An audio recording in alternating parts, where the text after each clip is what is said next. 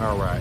Back here with another episode here, man. I wanted to give everybody a little bit of a update. I kind of missed the commentary as far as the Bitcoin conference in Nashville last week. It was pretty interesting. I watched it online. It was jam-packed. You know, you had a lot of interesting characters there. Of course, everybody wanted to see Trump. What the heck was Trump going to say? Was he going to make a grand announcement? Not to be outdone, though, Cynthia Lummis really has some interesting legislation she's pushing. She's a junior senator from Wyoming, really pro-crypto. Here it is. This is the Bitcoin Reserve Bill.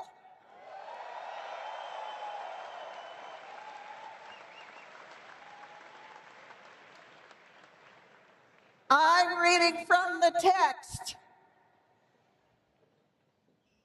In the Senate of the United States, to establish a Bitcoin strategic reserve, a network of secure storage vaults, purchase program, and other programs to ensure the transparent management of Bitcoin holdings of the federal government. So this legislation is really open-ended, and it actually may lead to some potentially negative outcomes. So, you know, everybody's talking about regulation. You know, the thing is that we got the two biggest things that actually happened in the market this year with the spot ETFs for Bitcoin and spot ETF for Ethereum, and the fact that they're both classified as commodities for sure and locked in. I don't think you get any more bullish than that. All these other little pieces of legislation, I mean, they can help, but like I said, there might be a poison pill in this legislation that Cynthia Lummis is trying to pass. Like I said, because they're allowing these same entities to go in and study and give further recommendations, and you know that could just tank the whole purpose of the legislation. You know, to give us freedom, able to control. There was some sort of loose-ended stuff on there describing self-custody as well. Now, she's a proponent for self-custody, but it looked like there was some sort of loose guidance in this proposed legislation as far as what this self-custody is going to look like. I mean, is it going to be a bunch of KYC? I mean, it seems like there's going to be still some KYC requirements. This defeats the whole purpose of Bitcoin in the first place. You know, then Michael Saylor got on. He was, of course, doing all his Saylorisms. He's a master salesman for Bitcoin, man. The world, as we know it, is based on 20th century ideas and 20th century technology. Stocks trade 9:30 to 4 unless there's a bank holiday. You can't do things on the weekend. Everything is slow. Everything is expensive.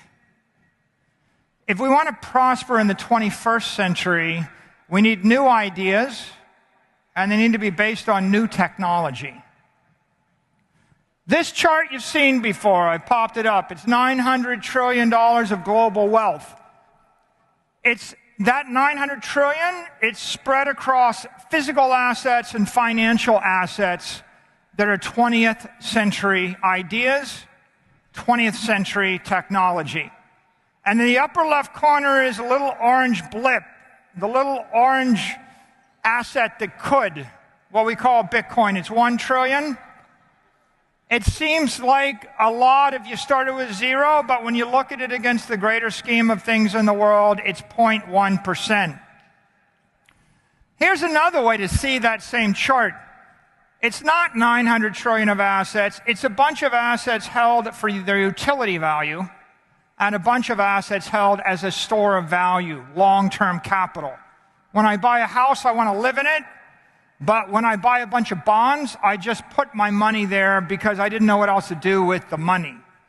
And when you start to see the world as a big chunk of long-term capital, $450 trillion or more of capital, and you start to think about the way we store that capital, you see the engine for the revolution. This guy, he's got a million anecdotes and a million different analogies, and he's yeah, he can sell Bitcoin to anybody. But he's preaching to the choir. A lot of these guys, man, that they brought, even like Snowden. Snowden, he was, of course, he's going to say a lot what he says about freedom and freedom from government control and privacy. Nobody is thinking about what these agencies are doing. And we're not just talking about the NSA here. We're not just talking about the FBI. We're talking about the IRS, right? And it's not just the United States. It's every country. You may go, oh, I love the United States government doing this. I hope they spy on me as much as possible.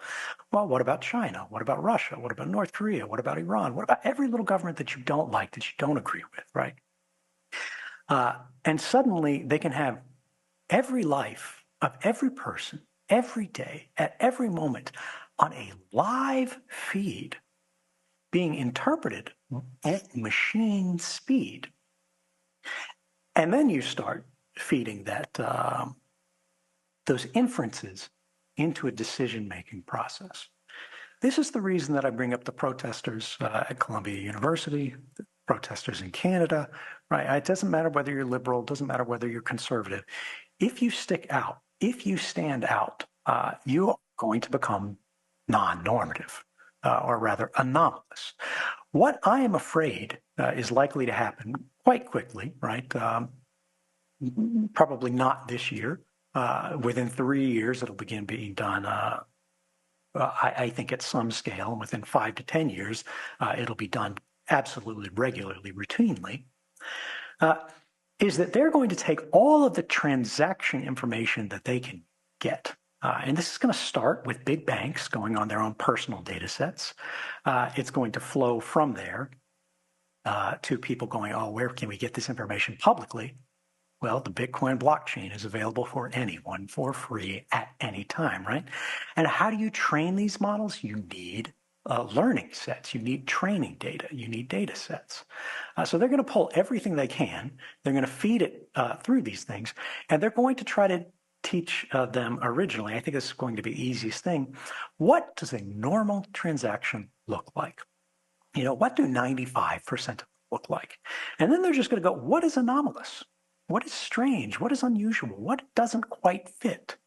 And then they're going to go from that's a 5% probability down to 3% probability, and then try to get it smaller and smaller and smaller until they can just basically have people that are getting reports spit out on their desk, little, chat messages to their terminal, basically. They're saying, this just happened, this just happened, this just happened. Do you want to continue? And that banking officer is going to get a click OK to continue on your life, on your ability to transact, on your ability to trade. It's not just going to be Bitcoin. It's going to be Visa. It's going to be MasterCard. It's going to be everywhere. It's going to be PayPal, right? Whether you're subscribing to an OnlyFans account or something like that, which, is a very common thing, but something that a lot of people aren't going to admit to. They're not going to be proud of, right? That's going to start making these institutions go, oh, do we want to continue our business association with these people? Is there a brand risk, on stage here? And I think we really need to think about how do we secure the transactions on the Bitcoin network moving forward. I have said this for 10 years. I have been ignored for 10 years. Well, we're running out of runway. And again, right now, every time you're on this network, and I love this network, I've used it many times, you are going to be adding to the data set. That's not really what the legislation that they're proposing is actually going to give. It's not going to give anybody any freedom when they start KYC in your self-custody wallets. That's not going to give you any freedom at all. But, I do think that the proof of reserve, I think that's probably the most beneficial part. The centralized entities being required to have a proof of reserve, making sure that they have the crypto on hand and that they're not misleading the public and their users, and so that they can, people can cash out. If they want to cash out, they want to do a swap, they can do a swap, and their funds are going to be there. It's not going to be shut down one day like FTX, where they're sitting there and they can't access any funds. So, but yeah, last but not least, man, Trump came on. Of course, a lot of people came to watch him or see him. I pledge to the Bitcoin community that the day I take the oath of office, Joe Biden and Kamala Harris's anti-crypto crusade will be over. It will end. It'll be done.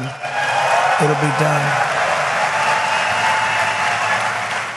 The moment I'm sworn in, the persecution stops and the weaponization ends against your industry. And as long as I'm in the Oval Office, Elizabeth Warren, Pocahontas, do you remember?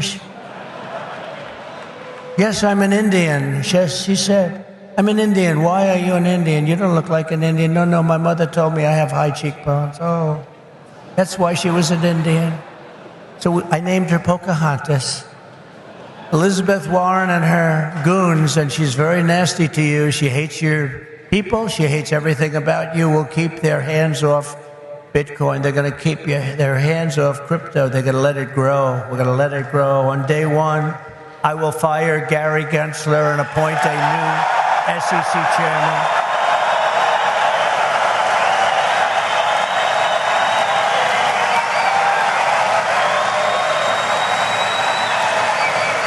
I didn't know he was that unpopular.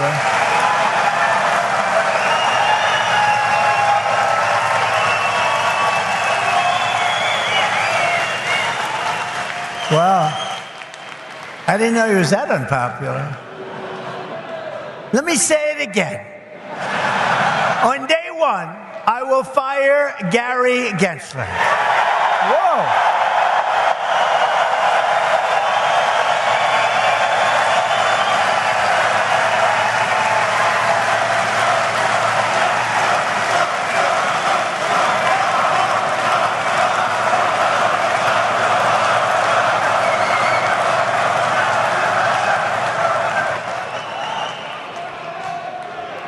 And we'll appoint a new SEC chairman who believes America should build the future, not block the future, which is what they're doing.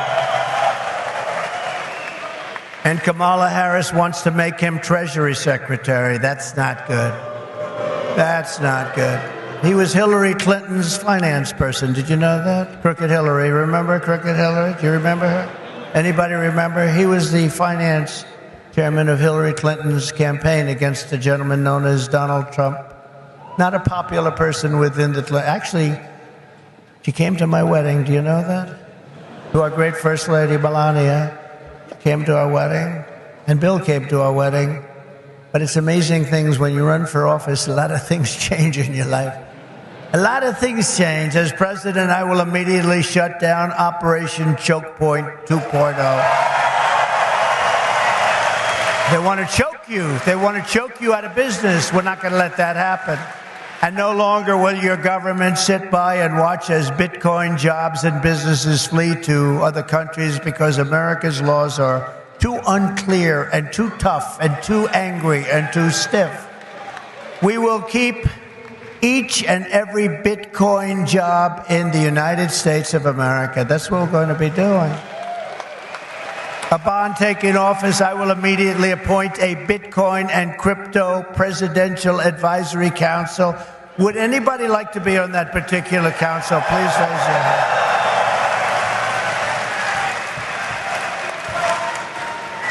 Their task will be to design transparent regulatory guidance for the benefit of the entire industry, and they will get it done in 100 days. We will have regulations, but from now on, the rules will be written by people who love your industry, not hate your industry, people that want to make it clear and simple, straightforward and fair, people that want to see your industry thrive, not dive. Next, I will immediately order the Treasury Department and other federal agencies to cease and desist all steps necessary, because, there's a thing going on in your industry. They want to move the creation of a central bank digital currency. It's over. Forget it. CBDC. There will never be a CBDC while I'm president of the United States. And I will always defend the right to self-custody. Self-custody. You're going to have a great industry.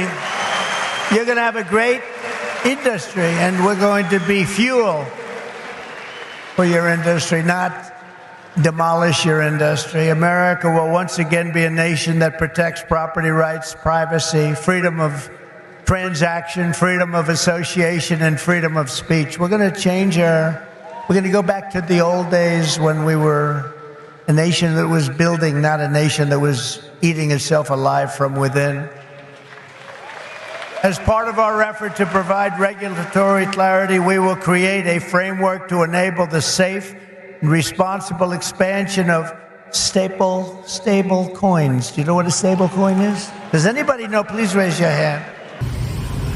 And of course, you know, like I've said many a times on this show, it's like, man, you know, a lot of these politicians, they're going to say what they want, say what they think is going to appeal to you to get their vote. And just be cautious, man. I really don't think some of the things he was saying was kind of really off kilter. You know, with that said, man, we're going to be over now. Just keep it coffee and crypto.